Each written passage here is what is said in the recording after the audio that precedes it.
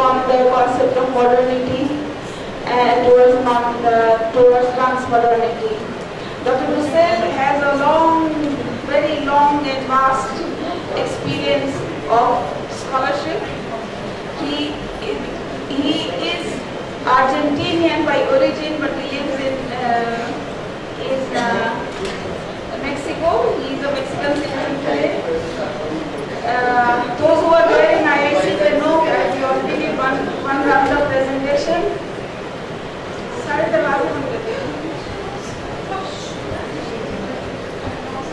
Dussel was born in Argentina in 1934. In his student days, he was an active member of Liberation Theology movement, and in 1973, one day, he was attacked with a bomb in his house, because of which he was forced to go to exile in Mexico in 1975, and today he is Mexican citizen. He is Professor Emeritus in the Department of Philosophy in Metropolitan Autonomous University and in National Autonomous University of Mexico. He has acquired a doctorate in philosophy in Complutense University of Madrid and a doctorate in history from Sorbonne in Paris. He is the founder with others of the movement which is referred to as philosophy of liberation. Through his critical thinking, he proposed a critical way to read the universal history. Author of more than 50 books and hundreds of articles, Dr. Dussel has maintained dialogue with philosophers such as Carl Otto Ebel, and he told me, and yesterday also he said that for 7 long years he was having this dialogue, after which he produced a book. Gianno Vattimo, Jürgen Habermas, Richard Rotary, and Emmanuel Levinas. He spent 10 years studying Marx and has proposed a 16th thesis of political economy. Once talking about himself, he says, and I quote, "I belong to a generation of Latin Americans whose intellectual beginnings are situated in the 1950s after the end of Second World War. For us in Argentina of that era, there was no doubt that we were a part of Western culture. For that reason, some of our subsequent categorical judgments are a natural expression of someone who opposes himself. With my trip to Europe, in my case crossing the Atlantic by boat in 1957, we discovered ourselves to be Latin American, or at least no longer Europeans, from the moment that we disembarked in Lisbon and Barcelona. The differences were obvious and could not be concealed. Consequently, the problem of culture, humanistically and philosophically and existentially, was an obsession for me." Here we have Dr. Dussel, who has traveled all the way to Mexico to participate in our conference and give these two magnificent lectures. I'm sure today we are going to enjoy it as much as we enjoyed it yesterday. Thanks.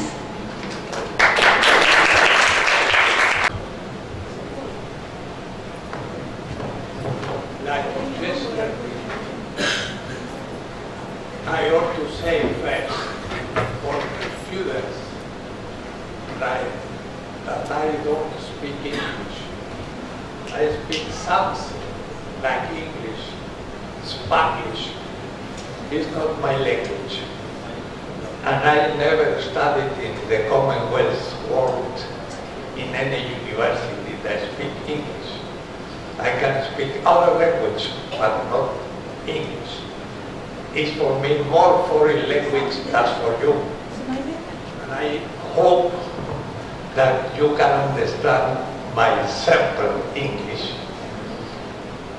And it's an honor for me to be today here, because in this seminar on the epistemological decolonization, it's not for me a place to teach, but it's a place to learn. And yesterday I listened to the discussions, and in the morning at 5 I stand up and I prepare this lecture and modify that I wrote in Mexico. Because in the discourse in a seminar, we discover the new subjects. And that means that it's a new subject that I will speak now. I will answer some question of yesterday, and the student that was not yesterday is to a problem, because I show a development of world history until 14th century. I cannot repeat, but for me it's a background of my exposition of today. That means perhaps there is a partial comprehension for the people that was not yesterday. But all is right, and you can read in my new web page and study the thought of a thinker that's coming from other world, like Latin America for India, that is more foreigner than Europe, because it's other culture of the South, and we don't know our thought. We don't know what think the Africa, China, Southeast Asia, the Islamic world, Latin America. We know better Europe and North America, that they call Americans.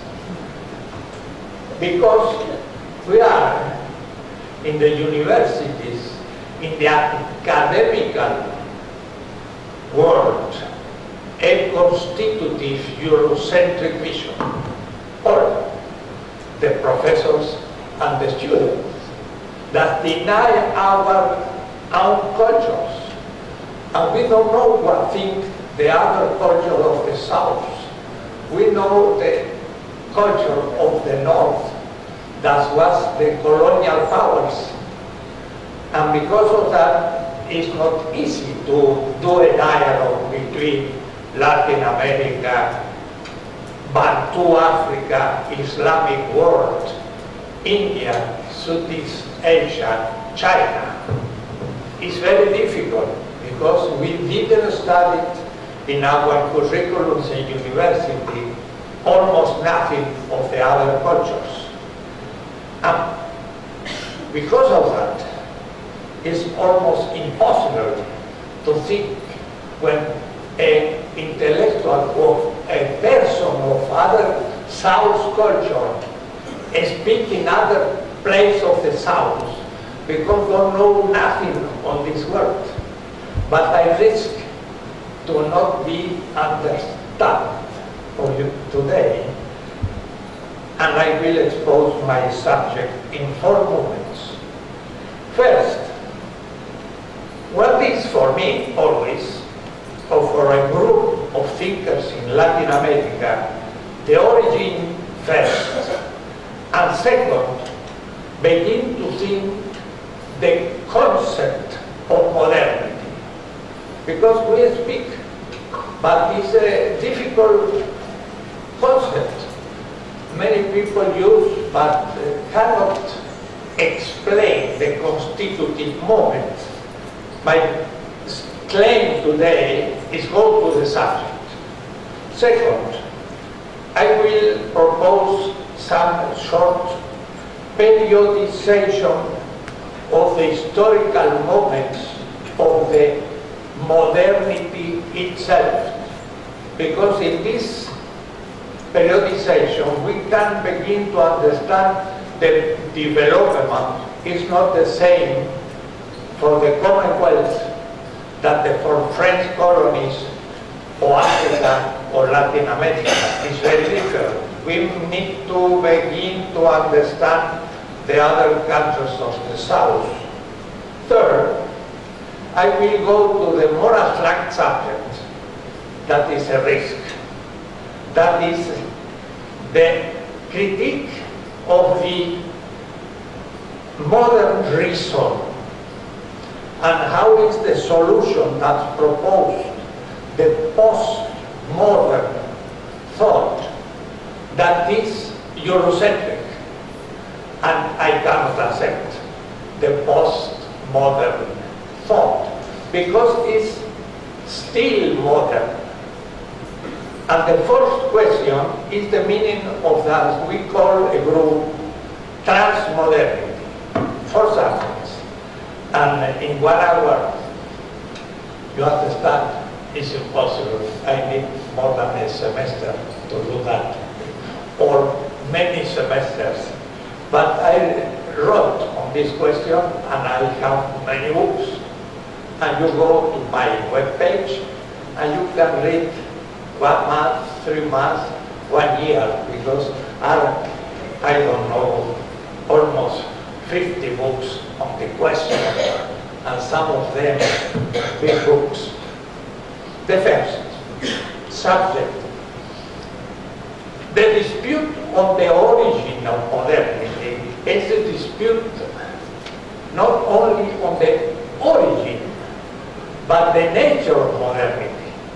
Because if I think that the origin of modernity is, for example, the Italian Renaissance, many authors, I said yesterday, Tolmin, Habermas, many said the modernity began in Italy in 1416, because it's not exactly 1 century, the Renaissance, but almost 2. Why Italy? If we think that they are beginning, it's necessary, I hope this work, the other microphone.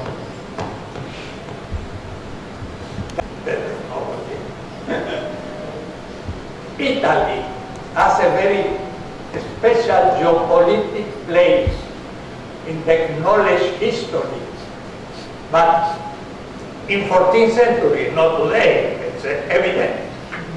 In 14th century, I will do a new time, a map, because it's necessary to see the power in the space, that is the geopolitics. I say the Balkanic countries, Denmark, Spain, Italy, Greece, the Black Sea, Turkey. That is the Mediterranean Sea, very quick. But that is a small part of the world. We need to go, and now you understand as I will be do that very quickly, and it's not exactly that. That is India. That is Indochina. That's the proportion, because I draw too much Europe. I must put more in the proportion, because the maps too are ideological. So say I need to do in Europe a smaller Italy. So why Italy? Could be the connection is important, because Europe was in front of the Atlantic Ocean, and here is the Pacific, as yesterday I showed, was the ocean, center of the primitive American cultures that come from the east. The American culture was the east part of the east, and today we speak with the professor that too they cross the North Pole, like the North, and they have many customs in this passage. That was the Pacific. But the central point in 14th century, that means 14th century, was China and India, the central part of the market in the world. Europe was absolutely up, was in the so-called Middle Age. Why Italy? Because Italy was the point, the connection with the East Mediterranean with the Mesopotamia and the caravan of the Silk caravans to China to go through Afghanistan until India, and two, the connection with Byzance, that was the old empire, the Greek empire, and the connection with Cairo was close to the Atlantic. And the north of Europe needed to go to the south, that is Rome, because was a connection with the system. Is it not understandable why the importance of Italy? Venice was a port, Genoa was a port, Amalfi, Napoli, all was ports that made the connection with the Middle East, and from the Middle East with the north of Africa that was Ottoman and all the other kingdoms. But we say the Renaissance, beginning in the 14th century, why they come back to a resurrection of the Greek civilization is interesting. Ficino translates Plato, a Greek, in 1457. But Constantinople was taken 1453 in the hand of the Turkic people. There were an immigration from Byzance to Italy. You understand, geographically is very close, and arrived to Italy Byzantine people. The Giotto was a Greek artist, and he did figures like in the Byzantine art. That means they put a small head to the person, and this did a very weak body and very spiritual. That is Byzantine. That is Botticelli, or all pictures of the Renaissance is under the influence of the Byzantines expulsion through the top of Byzance of the Turkey. It's not a pure invention. They come back to the Greek because the Greek did the translation of Plato to Latin, to Italian after, and they could read the text of the Greek people because the Greek people was in Italy. That, you see, is not a pure invention of the Italian, but was the immigration of the east part of the Roman Empire, the Oriental.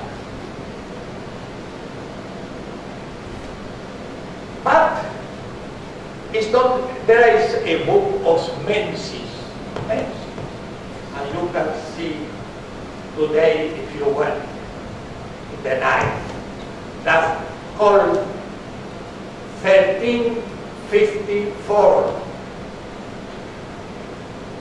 1354, when China flamed the Renaissance, because there is a legate, a connection between China and Italy. And they begin to discover many things from China. For example, one encyclopedia of technology printed in paper in China, I said yesterday, in 1313.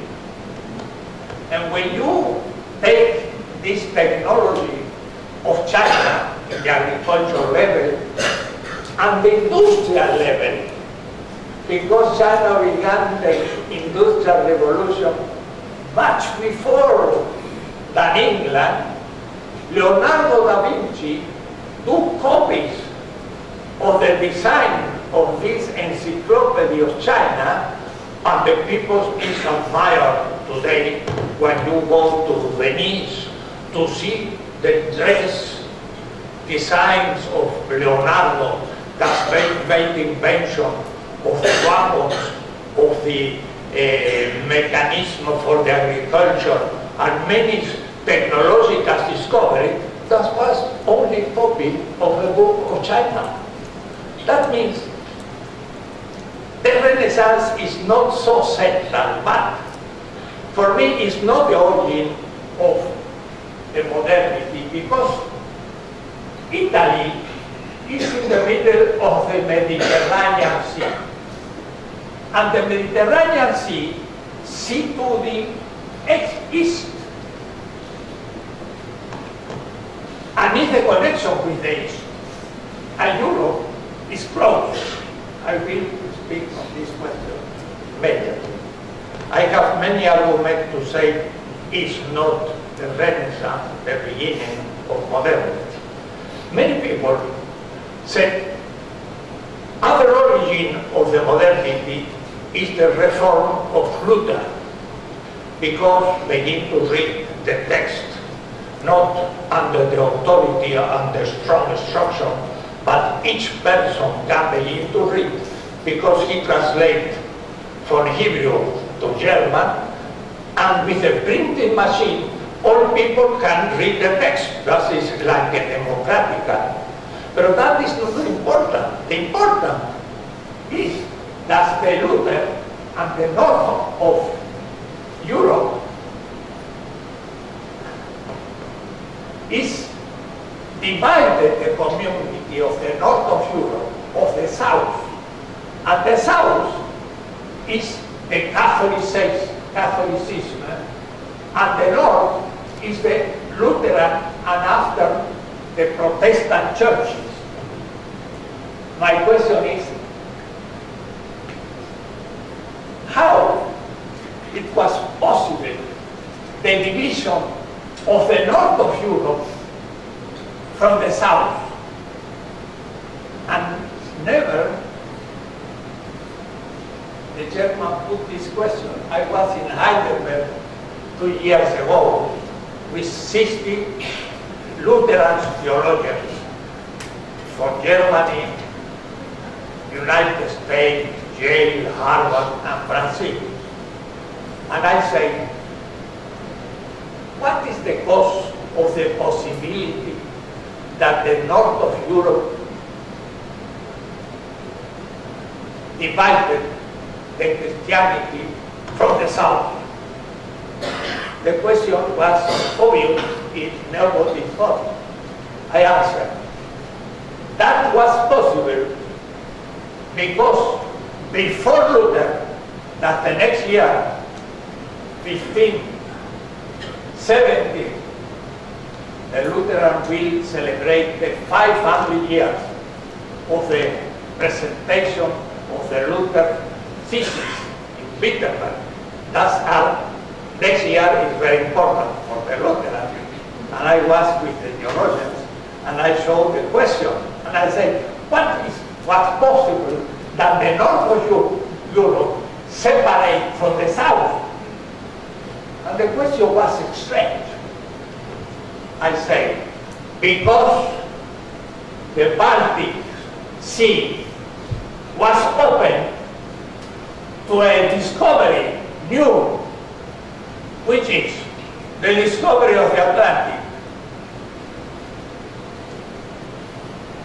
The Atlantic was closed, and the north of Europe could not go to the central place of the world market if, as no the connection with Italy is through the Italy-Rome, go to the caravans to the east. But if now we are open to the Atlantic, the Baltic Sea is connected with the new center geopolitics of the world that is a modernity. And in this case, don't need more Italy and the Mediterranean Sea. It's the openness to the Atlantic. More than the discovery of America, because the first expansion of humanity to America was from west to east. But the new position of America now will be the west part of Europe in the east, and the Atlantic will be here. My hypothesis is the openness of Europe to the Atlantic allow the Baltic to go to the center, the new center, the new geopolitical and commercial political center of this moment, that was the Atlantic. And in this case, the north of Europe can finish the relation with the south. I say, the death of the Mediterranean was the birth of the Atlantic. And you know, there is a big historian in French, Brodel, the Annals, Brodel. And he wrote a big book, Philip II, and the Mediterranean. But I was the student of the disciple of Brodel, and the name of this student is Pierre Jaunet. He wrote 7 volumes on Seville and the Atlantic Ocean. Jaunet was against Brodel and said the Mediterranean was the Middle Age sea where Europe was closed out of the system. But the Atlantic is the new center from where now the Europeans can go to Africa, arrive to Arab world, until Goa, until Japan, with the Portuguese, and with the Spanish people. They go to America, and from Acapulco, they arrive to Philippines. That means it's the first time that there is an empire in all the world. And that's in the beginning of modern. Europe was the small Europe, underdeveloped, peripheral, ignorant in relation with the power of the science, technology, traditions, all philosophers, many things of China, India, and the Arab world. And it's a good example for philosophy. You see, the Greek philosophy that was here. When finished, the Greek nation is the Byzantine Empire, the Roman Empire, that is here. And they took all the philosophy of Greece. But after the Arabs in Aleppo, this Aleppo that now is destroyed all the days, bombs. Aleppo in the 8th century was Al-Kindi. Al-Kindi took the works of Aristotle and translated to the Arab in the 800s, after the Roman era. And the Arabs studied the empirical science, the mathematics, the astronomy, and Baghdad.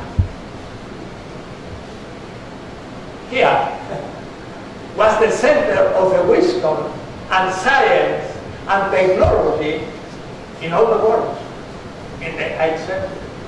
From there, you understand that in one of the South republics of the old Soviet Union, Samarkand, was Avicenna, a Greek philosopher, Aristotelian.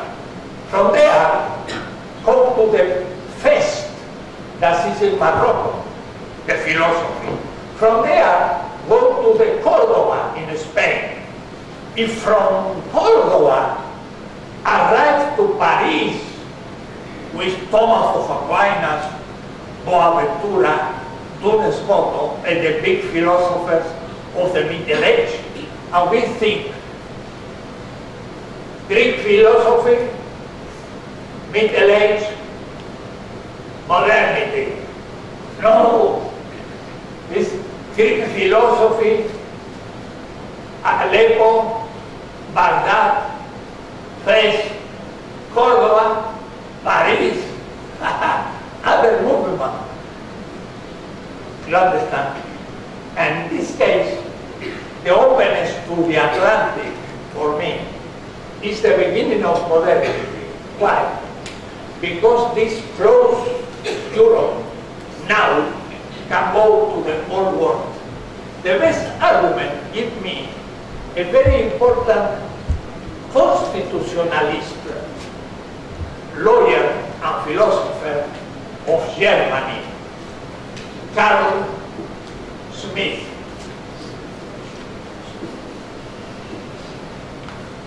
Carl Schmitt, in one book on the sea and land, said, with the treatise of Tordesillas in the year 1493, begin the Jus Gentium Europaeum, begin the law of Europe, not the international law like the people said. Carl Schmitt was more intelligent man. But what means? A new right where the Europe begin to make the construction of their own law and right as universal law for all countries in the world. And the first limitation set Carl Schmitt to this Jus Gentium Europaeum, that is the European law. The first limitation was in 1826 when the Americans said, America for the Americans.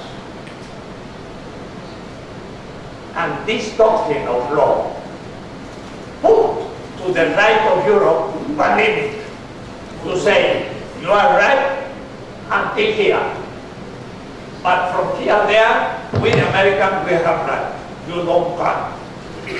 And Carl Schmitt understood the question. That means that exactly in the beginning of the Jus Gentium Europaeum is the beginning of modernity. It's a long dispute, and I cannot explain more because it's difficult. Wallerstein, Immanuel Wallerstein, that is a very important historian. Wallerstein,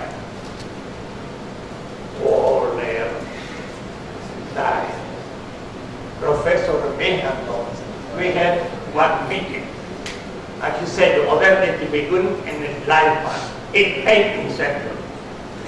And I say to Wallerstein, no, Professor, it's not in 18th century. It's in 14th century. And we dispute. And Wallerstein wrote a book on Bartolomé de las Casas. That is an author of the 15th century beginning. And the book is called The Universality in the Thought of Bartolomé de las Casas. He accepted our hypothesis. The modernity begins with the invasion of America and the discovery of Atlantic. And that's changed the vision of all modernity, because it's not the same as have 2 centuries, 3 centuries, or 5 centuries. That is the question. The openness to the Atlantic, for me, is the beginning of modernity. Why? Because with the time, the small Europe will have the possibility to grow slowly from 1492 until the end of 18th century. Until the end of the 18th century, China produced more iron than Europe and America together.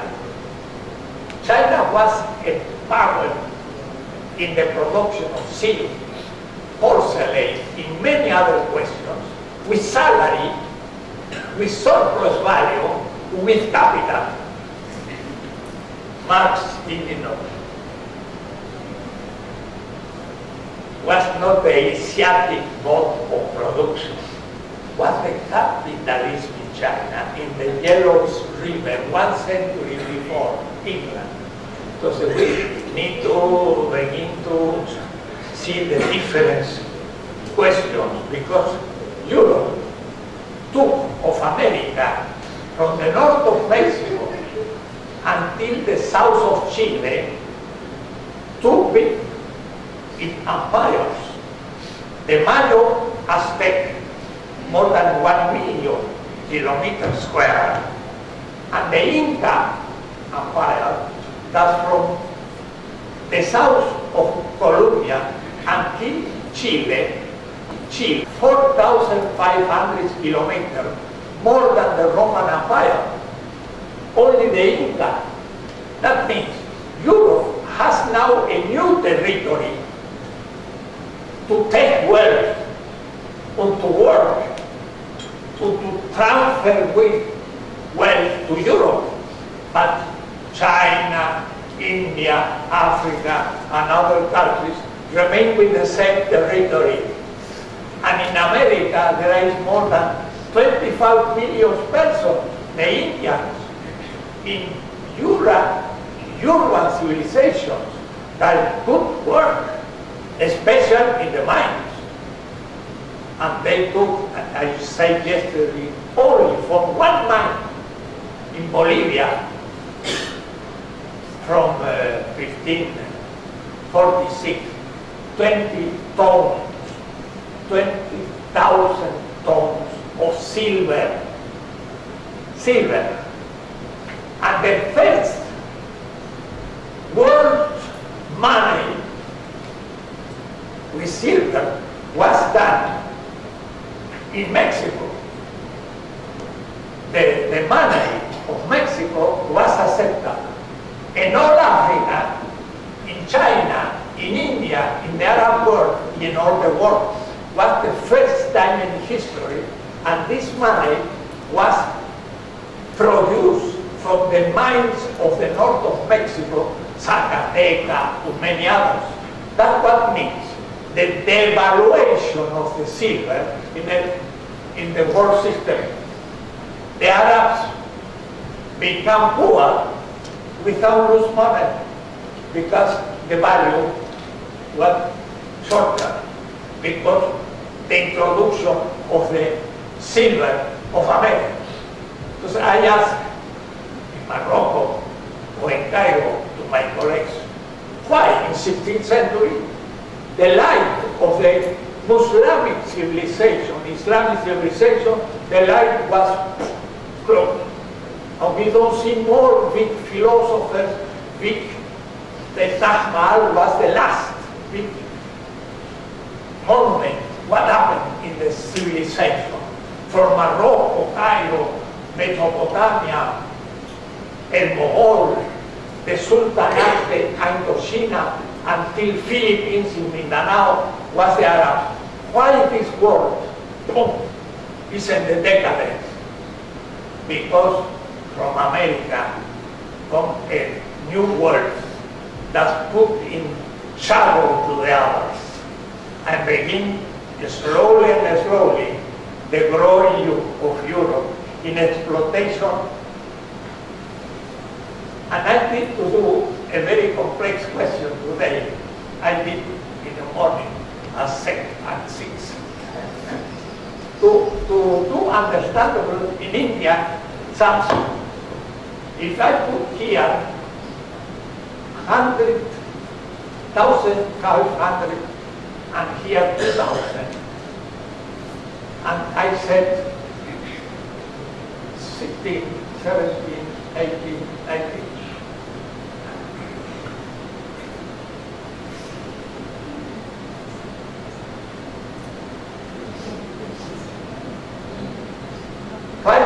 The last 500 years, I would like to see this from the north and the south.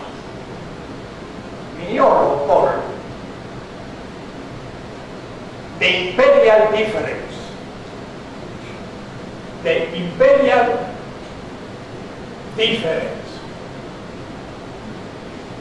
and the colonial difference.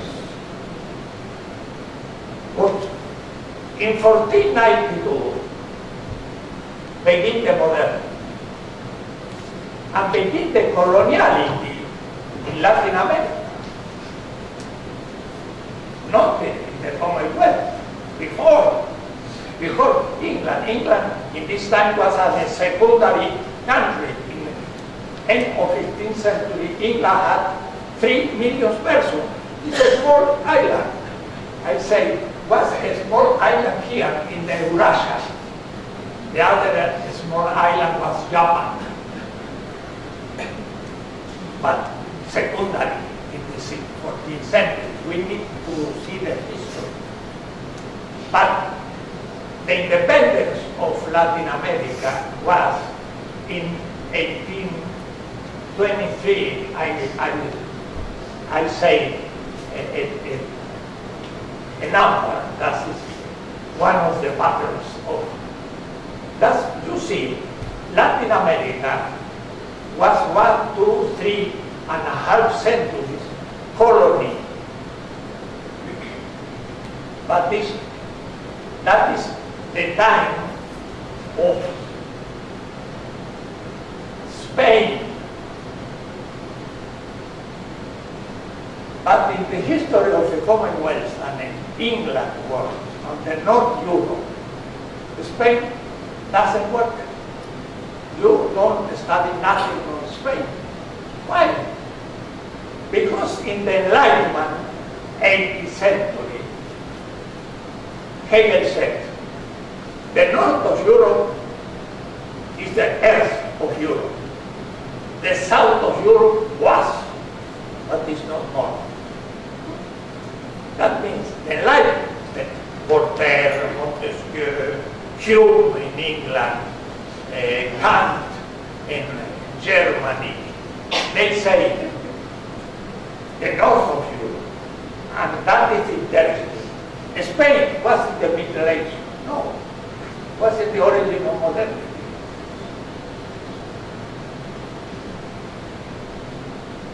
But Spain began the crisis more or less 1630, when begin to have not more silver, and now a colony of Spain, the Dutch people, Poland, take the power, more or less 18 until 1686, where Cromwell in England destroyed Poland and begin the presence of England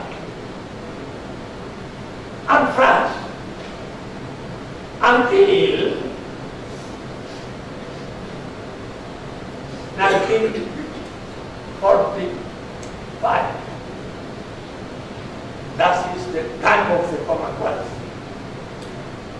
And you understand that India, for example, was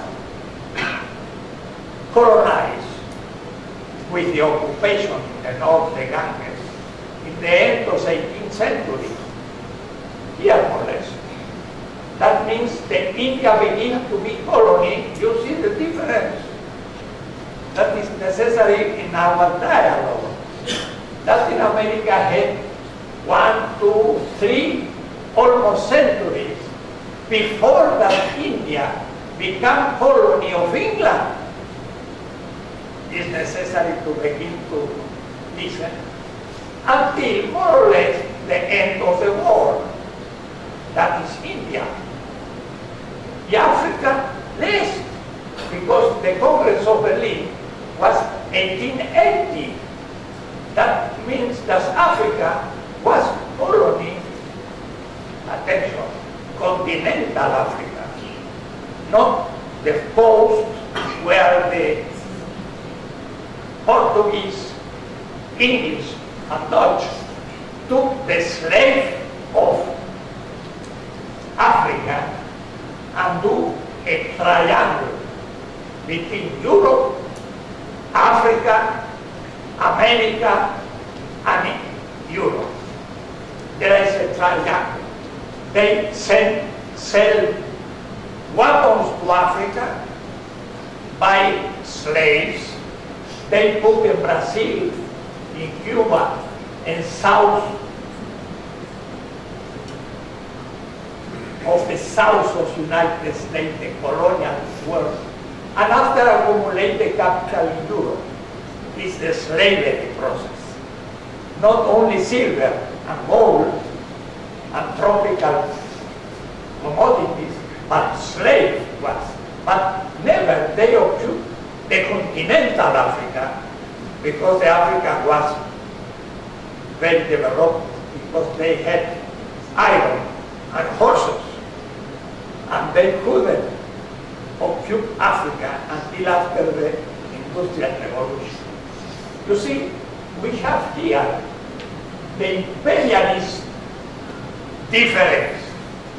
Spain, Dutch people, England, and after the second so-called World War, India was not in the war. Latin America was not in the war. Africa was not in the war, but we are not in. That means that the war between the powers in Europe and United States, that is the imperial war, they call world. That is the Eurocentrism, you understand? So-called world war. That is the message for England to America. And the loser of the war was not Germany. You see, so good health was not Japan. Good health was England. That was the loser, because was the empire, and now the empire is United States. That is the imperial difference. But here in the South, we have other type of question. When we speak Latin America, with you, a citizen on India, we must begin to know our history of coloniality and know many things. Good. This modernity produced simultaneously many aspects. The modernity is synchronic, simultaneous, with the origin of the capitalism. A moment. There is a capitalism before the discovery of the Atlantic, but was not a world capitalism. Was a local capitalism. I wrote in the year 2015, 16 theses on the political economy, where I explain all these questions, that capital was from 3 years, but not capitalism as hegemonical system, and not as world system that begin with the original accumulation, pure accumulation in banks, with the silver and the slave in the end of the 14th century, beginning of the 15th. Entonces, the capitalism is simultaneous with the colonialism. There is no modernity and capitalism without colonialism, because they took always value from the colonies from the beginning. And this was not very clear too for Marx. It was not clear for Adam Smith. It was not clear for the economists on the political science, liberalism, and all human science. Don't relate modernity with colonialism. And the same question in the different face of the same. Like the moon, I see the capitalism, but in the other part of the moon, as I don't say, see, that is the colonialism. It's the moment of definition of the modernity, the coloniality. Which type of coloniality? Economical capitalism. And we need a new socio-economical science. How is the transfer of value from the colonial economy to the central economy until today? Until today. Because the question, and it's easy for me, but I have no time to show the importance of Marx, not the Marxist Leninism. That is another question. The Marxist Leninism is a modern ideology, too, like the capitalism. But Marx was a critic, thinker against the capital, and that is valid today. A long discussion. There is a colonialism in the level of economicals, in the politics with the liberal democracy, cultural with the negation of other cultures, military. Yes, the military is the last instance of the domination of the South. Without guns, there is no domination. And that's what the differentiation between the industrial revolution in England that produced textile and guns. China produced silk, textile, porcelain, and many things, but not guns. Because China didn't need guns, because China didn't have colonies. But England, yes. And the guns was the last instance of colonialism. Attention. And two, there is a scientific colonialism, and that is the Eurocentric epistemology. That is the question for us today. The epistemological decolonization is together with all that, because the economical science, the political science, the sociology, the anthropology, the psychoanalysis, etc., all are Eurocentric and justify the colonialism. And we study it, and we teach to our students, and we form the mentality of slavery. And that is the question. We must begin to go in another way. Europe becomes center, not as autopoietic activity or pure invention of Europe.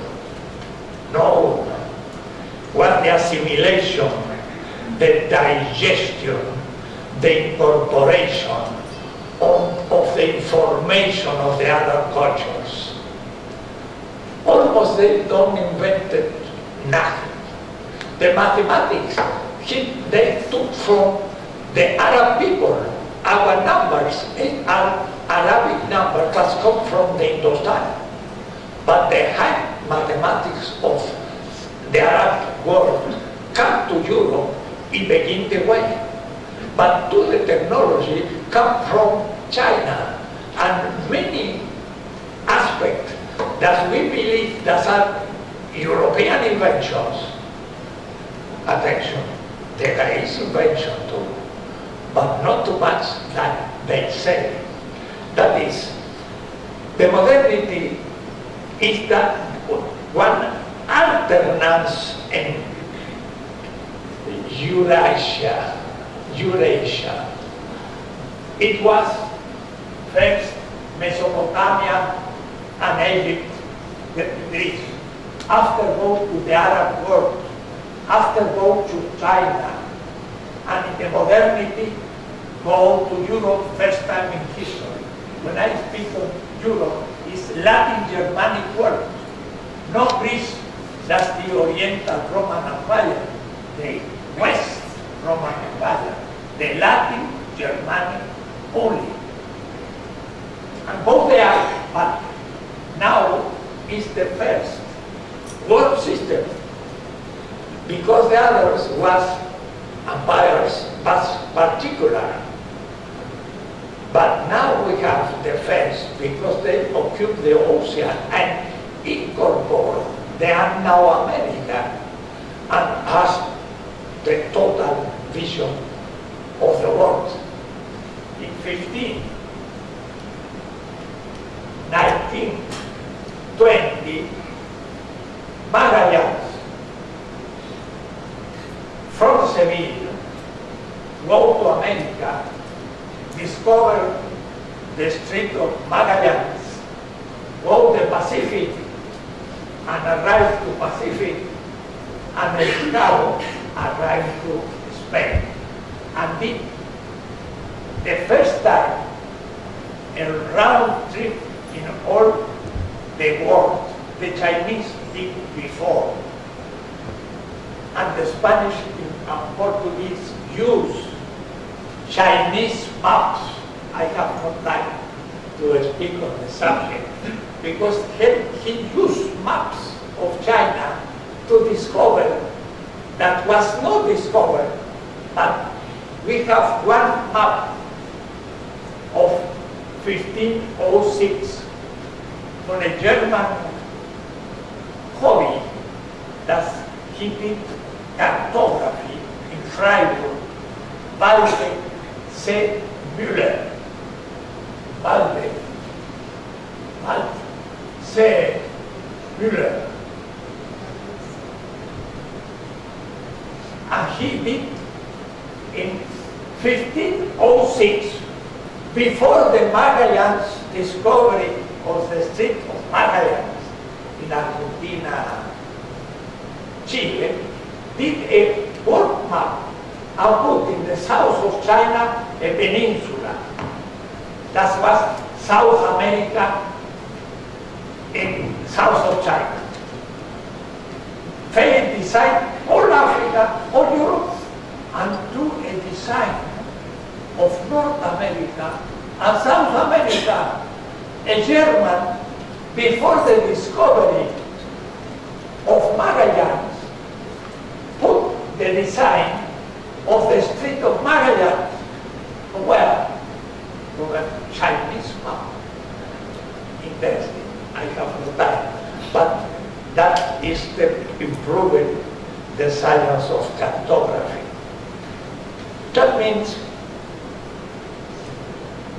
the totalization and the alienation of other countries was exactly the centrality of Europe and the constitution of coloniality as essential determination of the modernity.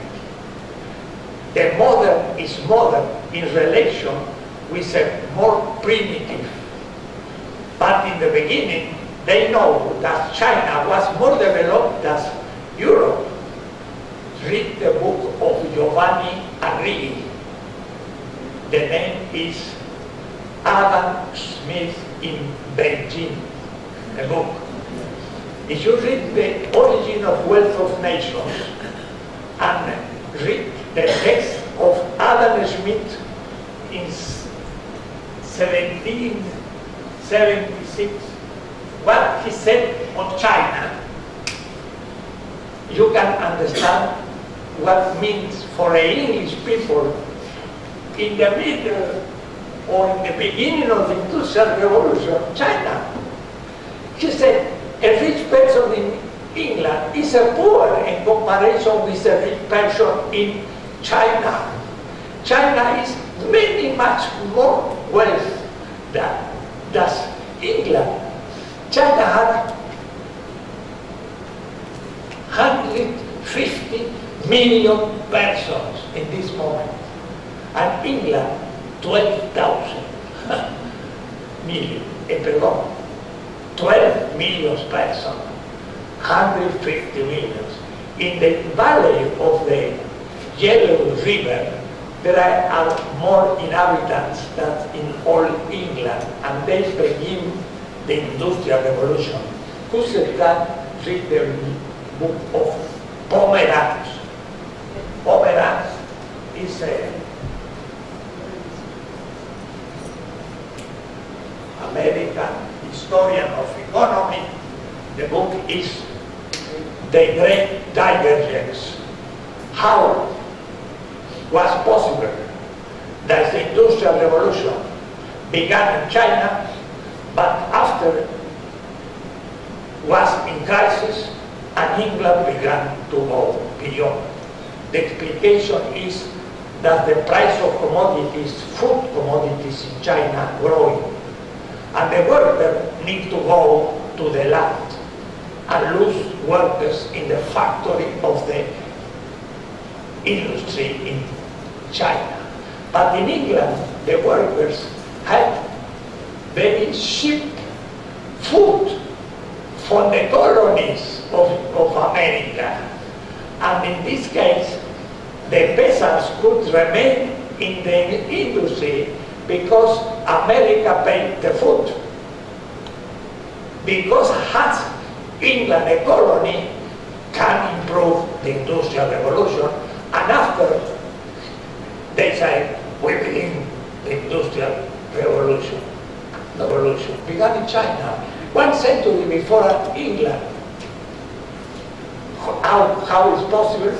Because all our history is a construction. Read the book from Jacques Woody.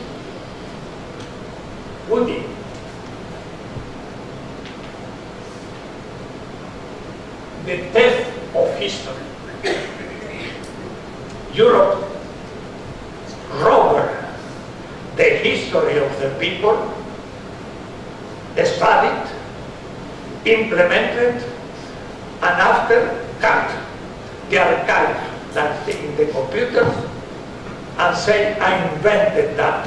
It was a pure imitation. And after they speak on the despotism in the Orient, and it's a negative judgment. The Orientalism was Edward Said. It's an ideological mechanism that is the colonization of us.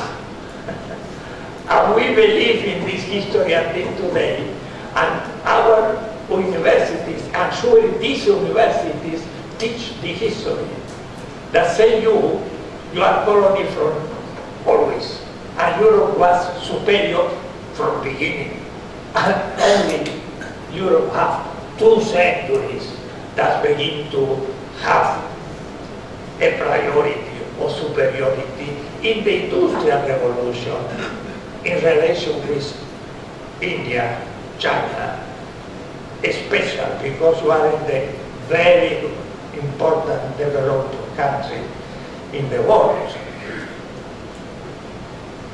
That's where, and I speak too much, and I have no time, because it's the first aspect of the first point.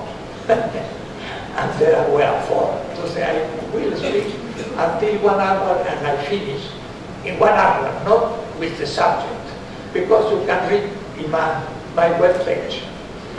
The second question, for me now essential, and I am in the middle of semester in Mexico, and I will use 3 semesters to expose this subject, which is the concept, the German said, Begriff of the community, modernity. Which is the determination, said Spinoza or Hegel, which is, first, modernity is a new age of the world history. But a moment was not a pure invasion of Europe, was the utilization of Europe of the development of all cultures. And with the information of all cultures, Europe played the centrality, the combination, and some aspect of invention, but not too much, less than they think. But there is no invention. It's a new age. Second, means philosophically a new world. That means Heidegger had said, the philosopher in Germany, is a new comprehension of being. That means it's a new manner to see all. And that is a revolution. It's a philosophical, ideological, cultural, aesthetic, literature, all. A new comprehension of being that need time to understand what it means. It's a new experience of the subjectivity. Not because Europe invented the individuality. Would exactly speak that this experience there were in other civilizations, and I say not Woody, if you go to Egypt 5,000 years ago, in the mythical level, Osiris, the god, that resurrect the death, said to the dead person, which is your name? Interesting, because the death must say, I am, and say a name singular. That is the individuality. That is not an invention of the modernity. It was 5,000 years ago in Egypt. In India was not exactly this type of experience in the tradition. But the question is that subjectivity lose the community and began the fetishization of the individuality. And because of that, Descartes, 1.5 century, that is not Descartes, the first philosopher of modernity.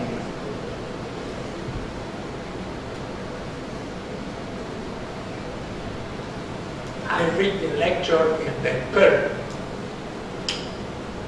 University in Germany against this pretension that Descartes is the first philosopher of modernity. Is the first philosopher of the second moment of modernity. But there is 16th century where the Spanish people begin the modern philosophy. But it's interesting because some of them prove that the Indians are not human beings. And that's what's very important. Because if the Indians, the primitive inhabitants of America, are not full human, don't merit salaries, wage. And you can explode it without salary, and they die in the mines without salary.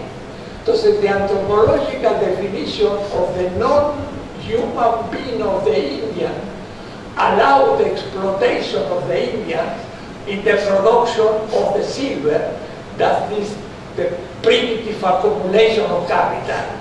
This racial question is essential for the economy of the modernity that rob still value to all colonies, because they don't take credits to the Indians when they took the silver and say, I will pay interest.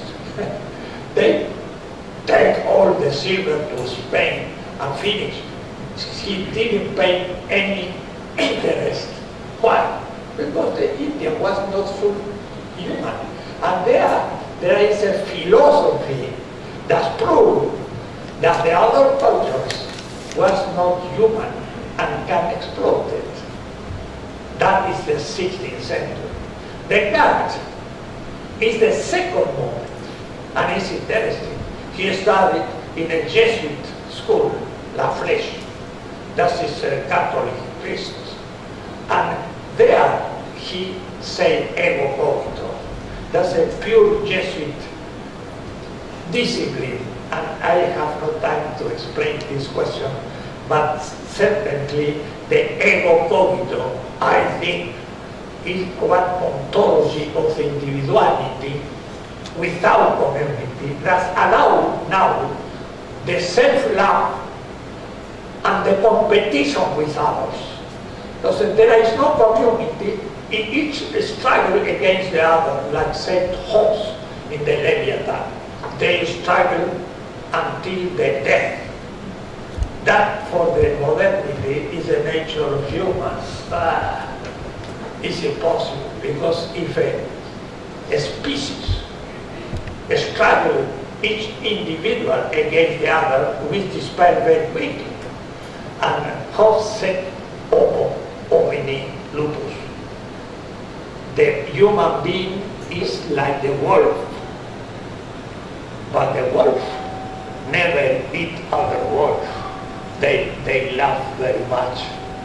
The human being is the only that can struggle against a member of the species. That is a new type of human being in the modernity. A long chapter, the ecologist subjectivity. But the second, this subjectivity abstract, that think, constitute the nature too, as res extensa. That means a thing that has quantity but not quality. And it's the secularization of the reality. If India had some value, knows that the nature is a revelation of God. The nature is the origin of life. That we must have respect with the nature. That is the same the Indians in Mexico, in Latin America, the Africa, and all cultures. But the modernity secularized the nature. Why? Because they arrived to America as a territory without history, because it was not their own territory, and was an empty territory, a state of nature. And they can sell and buy the land.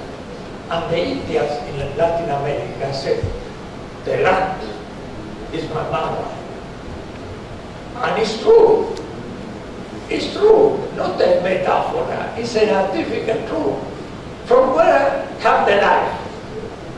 From the earth. In the evolution of earth, arrived to the Homo sapiens. We are a product, son and daughters of the earth. That is the science, not the metaphor mythical. But the modernity secularize and do the nature a means of exploitation, of profit. And that now begin to be in the end of movement of modernity, 2016, New Delhi, the ecological question. You cannot see in 100 meters. That is a modernity.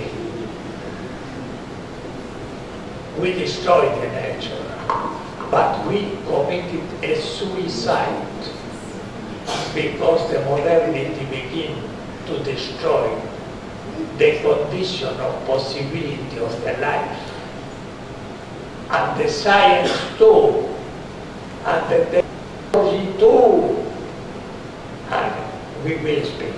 That is not in this moment. But that is the secularization of nature, and with this secularization is the destruction of all culture of the South. All African cultures are destroyed. The India culture, the Hinduism, the Jainism, that all are destroyed. It's destroyed the religions as myth, irrational.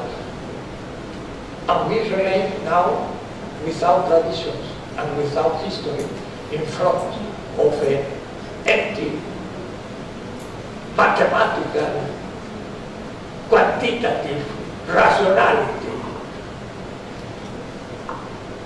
Is a problem. And the ethos of that is the self-love. But the self-love is competitive. And I destroy you in the competition of the market. That is against the community, against the other. It's a new type of rationality. It's abstract, mathematical, universal, mathematic, objective, with precision, but don't study the negative effects of the activity of this type of reason. At least today in the capitalist society, the last criteria to rationality is the growth of the rate of profit. If I do an investment, and I have the 6%, it's better and more rational than if I obtain 4%. But this rationality are not the criteria of life, are only the criteria of quantity. And these criteria go to the death of humanity. And that is the problem, because we lose a material life rationality as criteria of ethics, politics, and politics too. Because the neoliberal capitalists don't think in the life of the people, only thinks in the growth of the rate of profit. But this principle kills the life. The people of the old humanity, and we go to the apparition of the species. I have no time, but I will like to touch immediately this question.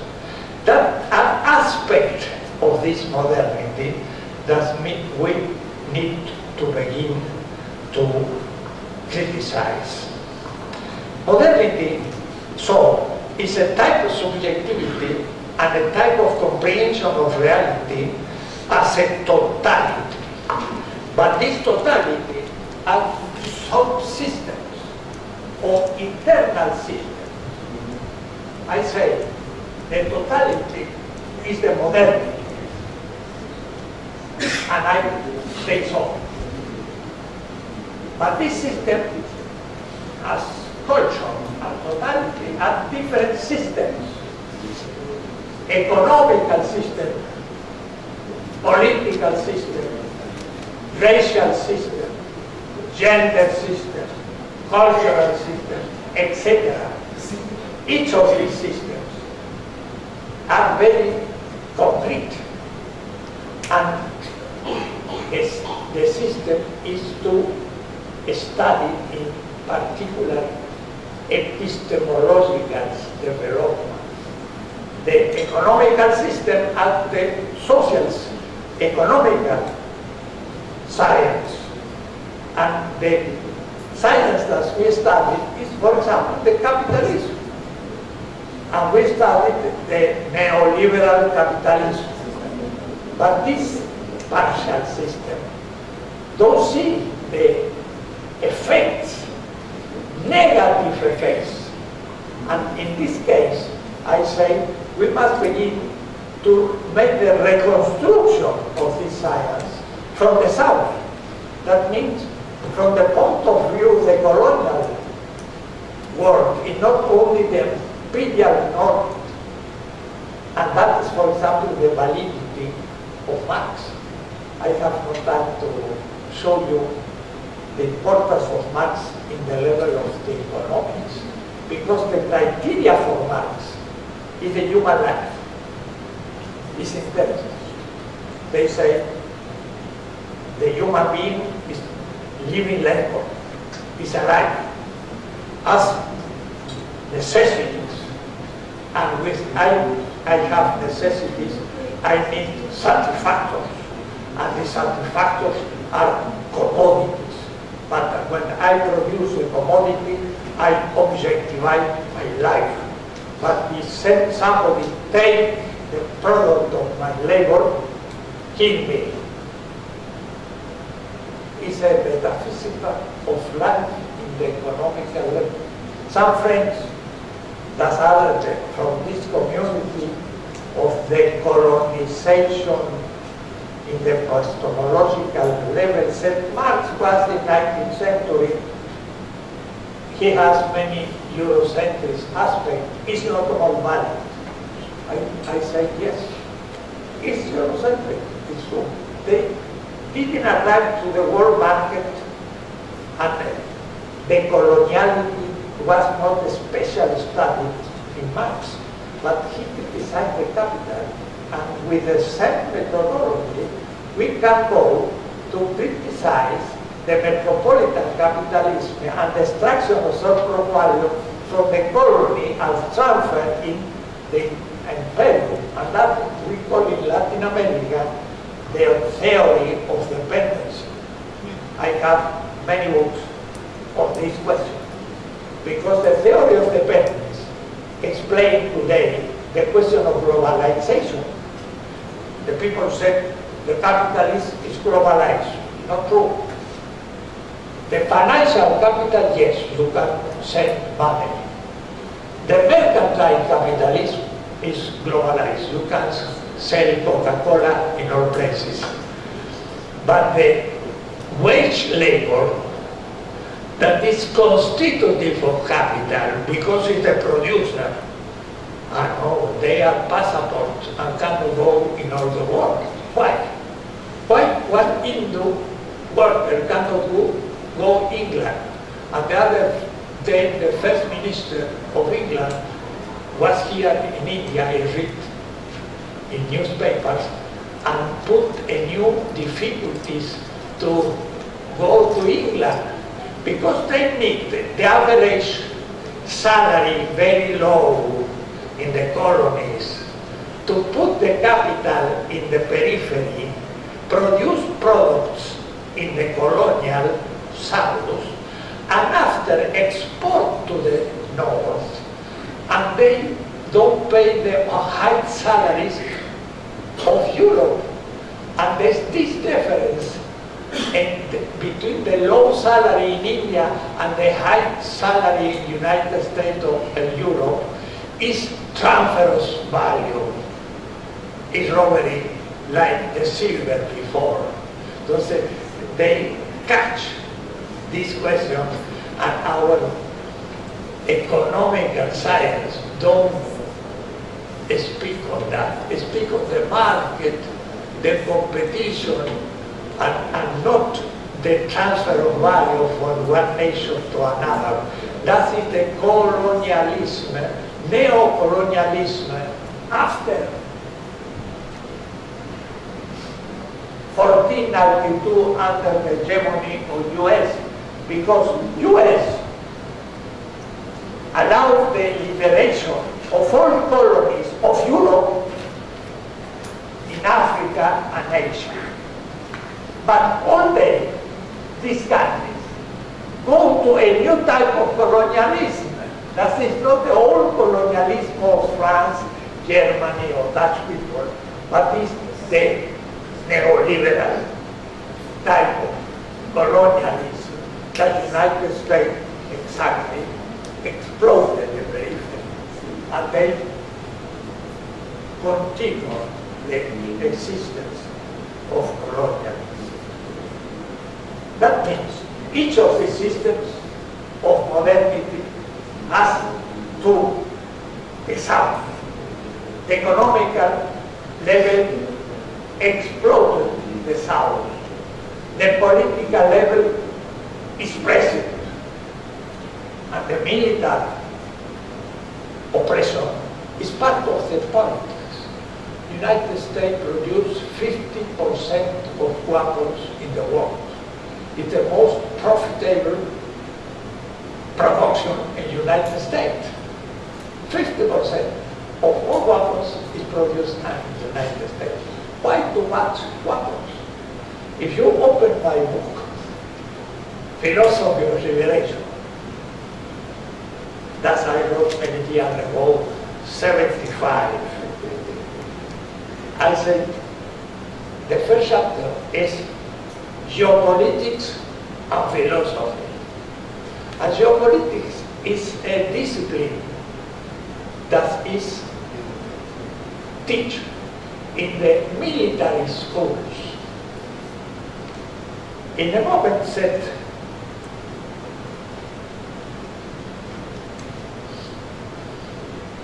I am speaking of political space, which include all existentially real spaces with the parameters of an economical system in which the power is exercised in the military control. The military control the frontiers of the market. If you cannot protect your market with weapons, you cannot do business because there is other army in our market. That means the military put the frontier of market and the possibility of exercise of power is the last instance of the power as domination, not as obediential, like say our people. So there is many things that we must see with a realist vision. There is an economical capitalist system and liberal political system. There are what static system exists.